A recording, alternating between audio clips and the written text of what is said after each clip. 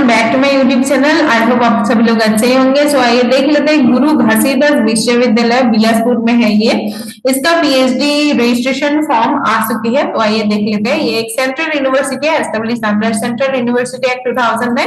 So guidelines for admission to PhD program 2024-25 through विश्वविद्यालय entrance test VRET होगा यहाँ पे, एंड वीरेट एग्जाम्प्टेड कैटेगरी भी है। सो आइए देख लेते हैं सब कुछ, क्या क्या एलिजिबिलिटी क्राइटेरिया है, कौन कौन सी डिपार्टमेंट में सीट्स निकाला जा सके। सो Guru Ghasidas Vishwavidyalaya invite online applications for admission to research program leading to doctor of philosophy in various discipline as given in section A. देख लेंगे हम लोग अभी। Table 1, admission shall be done as per GGV PhD regulation 2023 decided by the academic council of the university from time to time in accordance with the UGC minimum qualification for PhD regulation. And the admission to the same program shall be made through विश्वविद्यालय entrance research entrance test to be conducted on. यहाँ पे date भी दिया जा चुकी है, research entrance test का कब होगा, 9 मार्च में होगा। ठीक है, डेट याद रख लीजिएगा। एंड ऑप्शन बी में है डायरेक्टली अंदर वीरेट एग्जेम्प्टेड कैटेगरी भी है। सो जिन लोग एग्जेम्प्टेड कैटेगरी में नहीं जाएगा उन लोगों का एंट्रेंस टेस्ट होगा 9 मार्च में। So a candidate shall be permitted to pursue research for a PhD degree in the subject in which he or she appears for test or interview, and he or she will be allowed to register him or herself as PhD student in the same subject or discipline. PG subject discipline shall not be a barrier for appearing in the test or interview. So आप लोग interdisciplinary पे भी choose कर सकते हो, ठीक है, कोई भी प्रॉब्लम नहीं है। However, a candidate appearing in a subject other than PG subject has to submit a proposal with justification for the sent to DRC and to take approval of DRC Departmental Representative Committee of the concerned department. So आप लोग अगर interdisciplinary में लेना चाहते हो, आप लोग अगर पॉलिटिकल साइंस में पीजी कर सके हो एंड आप लोग अभी पीस एंड कंफ्लिक्ट स्टडीज में करना चाहते हो, आप लोग का पीएचडी प्रोग्राम या फिर इंटरनेशनल रिलेशन में करना चाहते हो, तो आप लोगों को एक उसी क्राइटेरिया में आप लोगों को एक रिसर्च प्रपोजल बनाना पड़ेगा एंड डीआरसी मीटिंग में आप लोगों को सबमिट करना पड़ेगा, ताकि उन लोग जाने कि आप लोग का रिसर्च इंटरेस्ट क्या है एंड क्यों करना चाहते हो उस इंटरडिसिप्लिनरी डिसिप्लिन पर। So such candidates willing to pursue research in allied or interdisciplinary or transdisciplinary or multidisciplinary areas may co-opt a co-supervisor as prescribed in GGP PhD Regulation 2023. So अभी देख लेंगे हम लोग कौन कौन सी डिपार्टमेंट में कितना पीएचडी सीट्स अवेलेबल है। Disciplines in which VRED shall be conducted by the university session 2024-25 यहाँ पे दिया जा चुकी है। अकॉर्डिंगली यहाँ पे सीट्स दिया जा चुकी है कैटेगरी वाइज, आप लोग देख लीजिएगा। UR, SC, ST, OBC, EWS.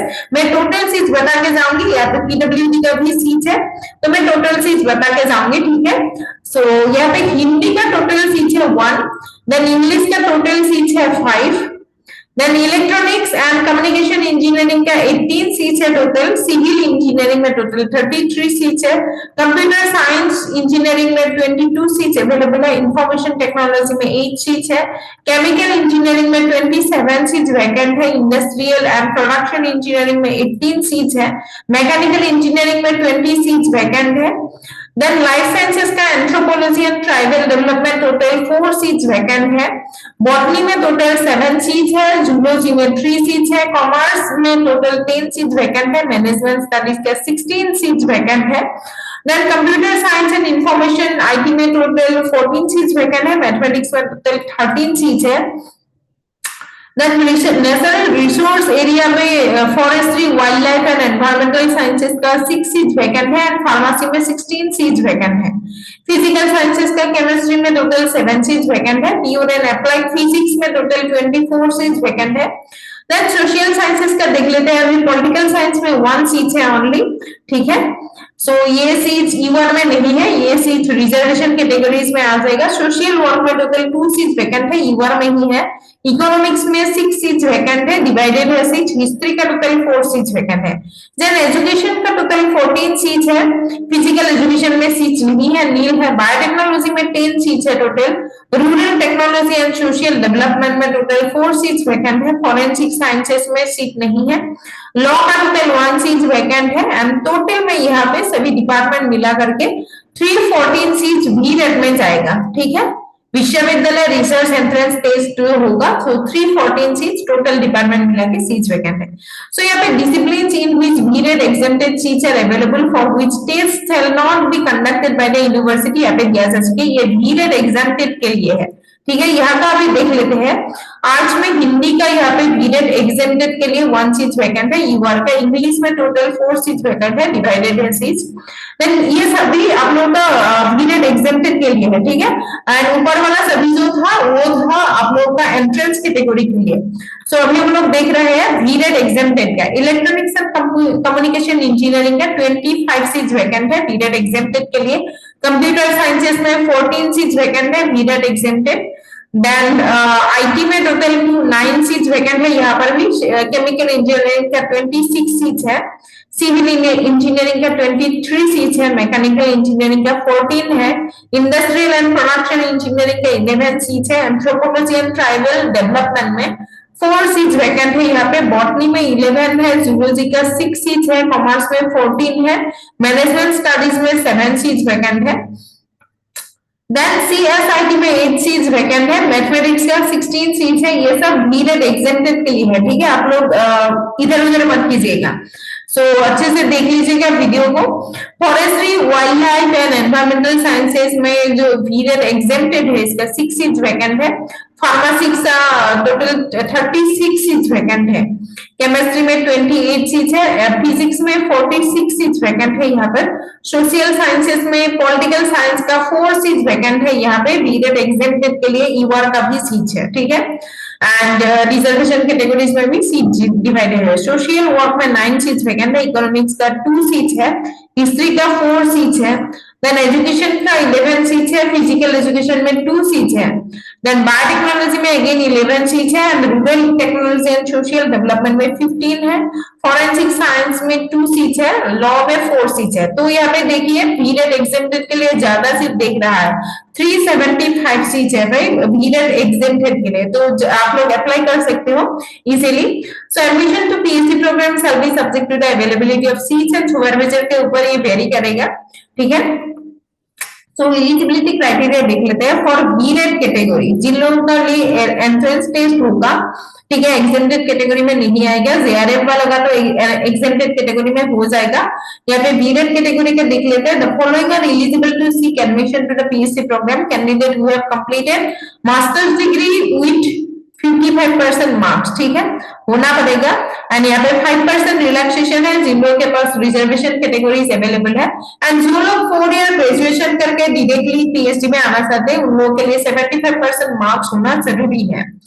Then यहाँ पे भी 5% रिलैक्सेशन है रिजर्वेशन कैटेगरीज के लिए, एंड एमफिल करके भी आ सकते हैं, 55% मार्क्स होना पड़ेगा एमफिल में, यहाँ पर भी 5% रिलैक्सेशन है जिन लोगों के पास रिजर्वेशन कैटेगरीज है। सो ये है बीरेट एग्जेम्प्टेड कैटेगरी, कैटेगरी 2 में देख लेते हैं। परमानेंट एंड रेगुलर टीचर्स यहाँ पे अप्लाई कर सकते हैं। देन इंटरनेशनल स्टूडेंट्स जिन लोग के पास स्पॉन्सरशिप है या फिर फेलोशिप है वो लोग यहाँ पे अप्लाई कर सकते हैं, ठीक है। देन जिन लोग के पास applicants who have qualified fellowship और स्कॉलरशिप, एनी स्कॉलरशिप, वो लोग अप्लाई कर सकते हैं इस कैटेगरी में। And applicants who have qualified for NET category 1, 2 and 3 and similar national level test as per UGC notification from time to time will be considered under exempted category. तो आप लोग का अच्छा ही होगा जिन लोगों का नेट कैटेगरी 1, 2 एंड 3 किसी में भी आप लोग का एप्लीकेबल हुई हो, जेआरएफ का तो जेआरएफ ही है, एग्जेम्प्टेड हो ही जाएगा। एंड सिंपली आप लोग का नेट क्वालिफाइड हो चुकी हो और वो भी ना हुई हो, अगर पीएचडी ओनली भी क्वालिफाइड हुई है तो भी आप लोग एग्जेम्प्टेड कैटेगरी में आ जाओगे, ठीक है, यहाँ पर क्लियरली बताया जा चुकी है। So next है working professional and non-teaching staff such as academics or academicians, officers, executive staff, उन लोगों के लिए भी यहाँ पे and valid no objection certificate देना पड़ेगा उन लोगों को, एंड स्पॉन्सर लेटर देना पड़ेगा, और सो वो लोग भी एग्जेम्प्टेड कैटेगरी में आ जाएगा। So applicants must satisfy himself or herself about fulfilling the minimum eligibility requirements as prescribed above before filling the online application form. Admission of international students in PhD program के लिए यहाँ पे दिया जा चुके हैं कि each supervisor can guide up to 2 international research scholars on a supernumerary basis over and above the permitted number of PhD scholars as specified above. So part time के लिए ये भी यहाँ पर दिया जा चुकी है कि नो ऑब्जेक्शन सर्टिफिकेट तो देना ही पड़ेगा, ठीक है। So the candidate is permitted to participate studies on a part time basis, ताकि वो कर सके। His or her official duties permit him or her to devote a sufficient time for research. If required, he or she will relieve from the duty to complete the course work, ठीक है। So procedure for admission यहाँ पे दिया जा सके, there would be two streams of applicants, namely VRET 1 and VRET exempted. So applying against available seats in a subject which shall be filled by विश्वविद्यालय research centres test, सो वो आ जाएगा category 1 में। तो इसके लिए आप लोगों का क्या होगा, the qualified marks for the entrance test shall be 50%। The syllabus of entrance test consist of 50% research methodology and 50% subject specific होगा। टोटल ड्यूरेशन होगा 120 मिनट्स एंड क्वेश्चन पेपर होगा 100 मार्क्स का। 100 मल्टीपल चॉइस क्वेश्चन रहेगा यहाँ पे subject proficiency and research aptitude के ऊपर। So and 5% relaxation होगा यहाँ पे भी जिन लोगों के पास रिजर्वेशन कैटेगरीज है, कुछ भी reservation categories. And then provided for that selection of candidates based on the entrance test conducted by the GGB, weightage दिया जाएगा 70% for the entrance test and 30% दिया जाएगा इंटरव्यू एंड वाइवा बुक के लिए। So duration of marks will be as follows: marks obtained by the in VRET, weightage दिया जाएगा 70% and personal interview 30%. Then VRET exempted category का यहाँ पे दिया जा सके personal interview and viva book के लिए 20 एंड रिसर्च प्रपोजल प्रेजेंटेशन में 30 मार्क्स आएगा। सो यहाँ पे गेट नेट जिन लोगों के पास है वेटेज 70% यहाँ पे दिया जा सके, आप लोग पढ़ के अच्छे से देख लीजिएगा। Candidate 50 marks will be given as follows based on academic background. So आप लोग का 10 से लेके मार्क काउंट किया जाएगा, ठीक है। यहाँ पे दिया जा चुके हैं 5 मैक्सिमम मार्क्स दिया जाएगा। 5 फॉर मोर देन 75% होगा तो 5 मार्क्स आ जाएगा यहाँ पे। देन 2 मार्क्स आएगा, 3 मार्क्स आएगा, ठीक है। इसी करके 12 का भी, पोस्ट ग्रेजुएट का भी एंड अंडर ग्रेजुएट का भी दिया जाएगा।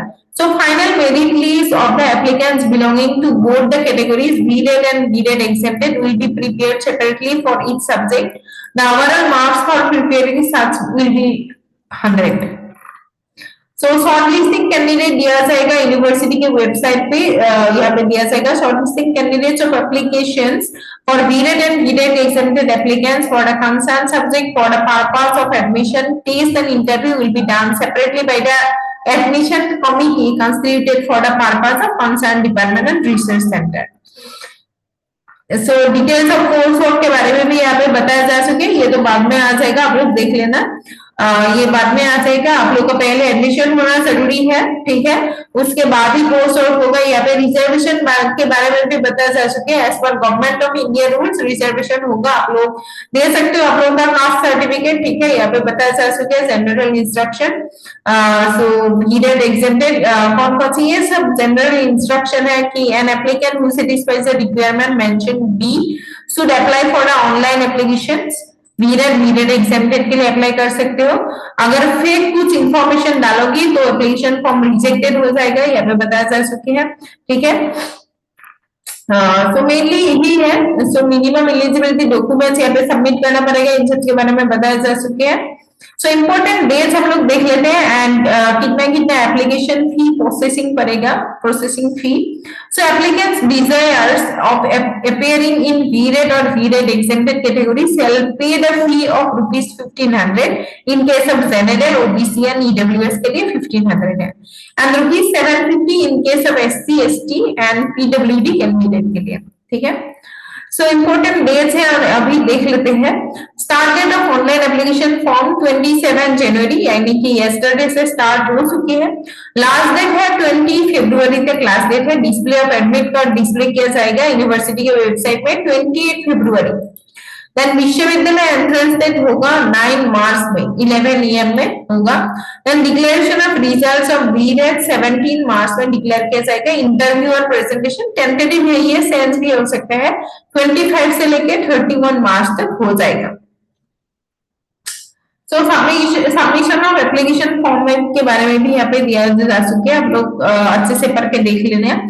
Then downloading of admit card के बारे में, टेस्ट सेंटर के बारे में, द विश्वविद्यालय research center test can be conducted at Guru Ghasidas विश्वविद्यालय तो यहाँ पे ही होगा, यूनिवर्सिटी के सेंटर में ही होगा, आप लोगों का एंट्रेंस कहीं और में नहीं होगा।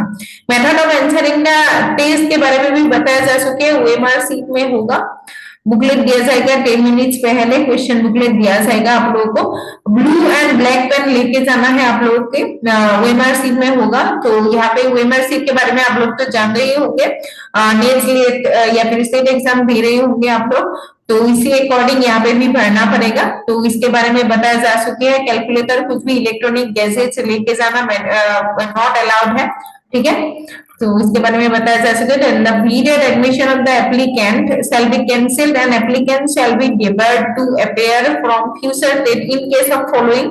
अगर इंक्लूडिंग फोटोग्राफ आप लोगों का फेस अगर मैच नहीं हो गई एडमिट कार्ड के साथ, तो ठीक है, कुछ भी इधर उधर का काम मत कीजिएगा, अच्छे से एग्जाम दीजिएगा, अच्छे से एप्लीकेशन फॉर्म भर दीजिएगा। सो मीडियम के बारे में भी यहाँ पे दिया जा चुके हैं, सब्जेक्ट कौन कौन के सब्जेक्ट का, ओनली मीडियम इंग्लिश हो गई यहाँ पे बताया जा चुके हैं, एंड हिंदी ओनली के बारे में भी बताया जा चुके हैं, ठीक है। कौन कौन के सब्जेक्ट में हिंदी ओनली भी आप लोग अप्लाई कर सकते हो।